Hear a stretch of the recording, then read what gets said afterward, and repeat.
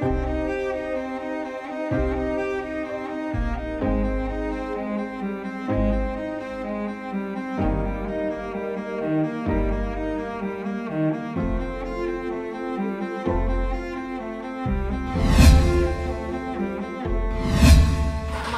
teman-teman semua yang udah datang.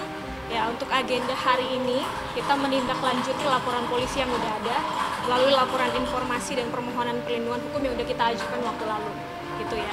Untuk saat ini kita apresiasi untuk DNA Pro sudah mulai ada atensi dan perkembangannya cukup cepat. Dari 12 orang yang tersangka, 6 sudah tertangkap.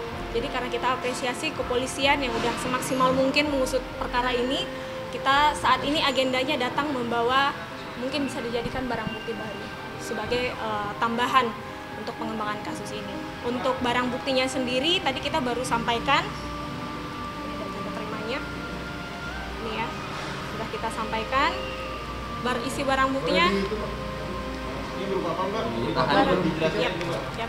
barang buktinya kita sampaikan berupa video-video yang patut kami duga dilakukan sebagai modus untuk mempublikasi DNA Pro sendiri oleh beberapa public figure. Untuk nama-nama public figure yang sudah kami rekapkan videonya dan pihak-pihak yang turut terkait, baik dari kalangan artis mungkin ataupun baik dari kalangan seperti ada juga dari angkatan kepolisian. Di beberapa video itu tokoh-tokoh agama sudah kita sampaikan untuk nanti namanya biar nanti jadi kewenangan dari penyidik dan Bareskrim sendiri. Kan ini sekitaran ya Mas ya. Video yang kami kumpulkan itu sekitar tujuan itu untuk yang kami berhasil kumpulkan ya video-videonya ya. Ya seperti yang udah ketahui dan udah beredar aja ya. Tapi kalau misalnya untuk nama inisial saya belum bisa. Biar nanti jadi kewenangan Bareskrim saja, penyidik gitu. Pastinya harusnya ya. Karena kan untuk pengembangan kasus, ini kan sekarang sudah sampai di tahap penyidikan. Ini sudah sampai tahap penyidikan, harapannya pengembangannya dari setelah nangkap yang 6 orang tadi, ya kan, dari 12, bisa juga keturut serta yang lain-lainnya yang diduga menjadi ya media untuk memasarkan atau mempublikasikan DNA Pro sendiri.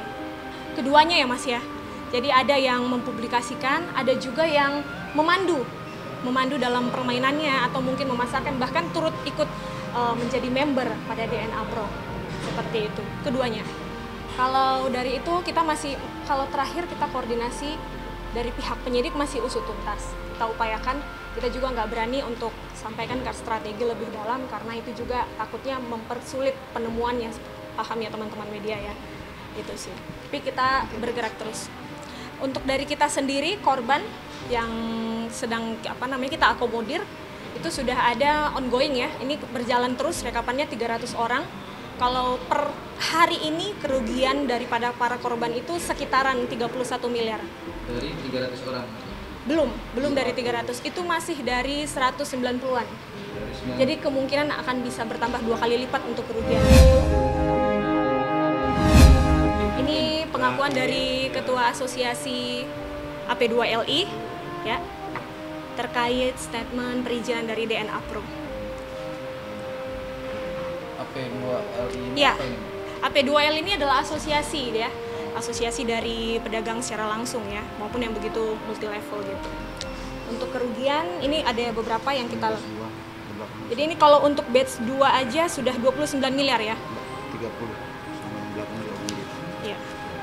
Ya, around 30 miliar lah. Dan sekarang lagi bergulir terus untuk batch 3. Ya, untuk hari ini juga kita ada ditemanin oleh beberapa korban ya. Boleh. Silakan di sini ya. Ini ada Ibu. Ya. Silakan Bu Evi. Bu Evi, silakan.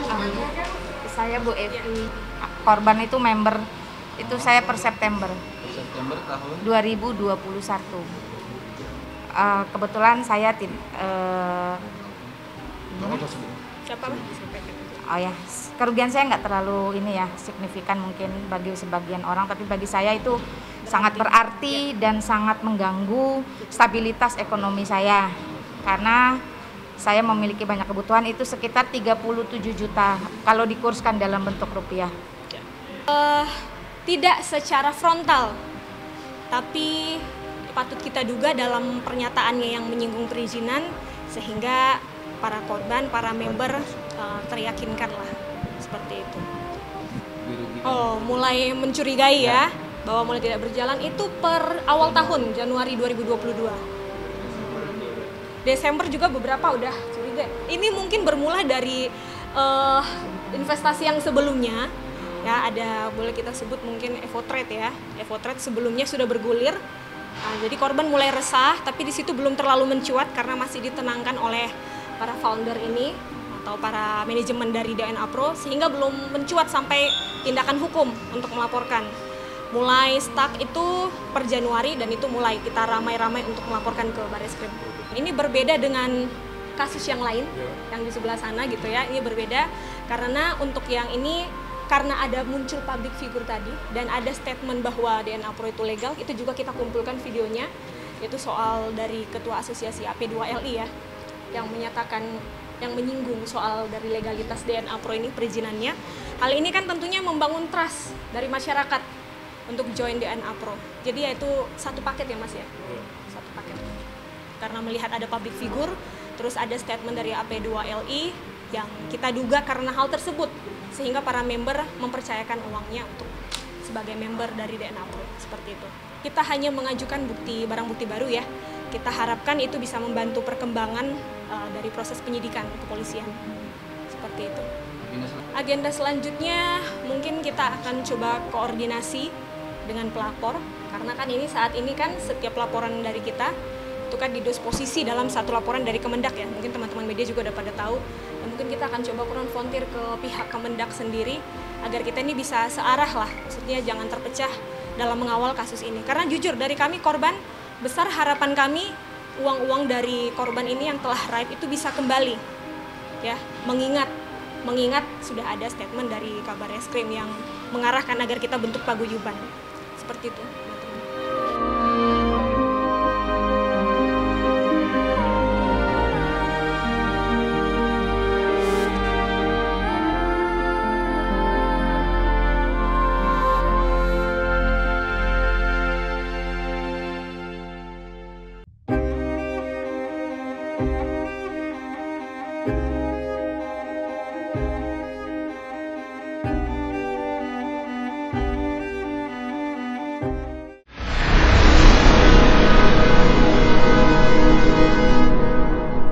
Jadi jangan lupa untuk subscribe Cumi Cumi.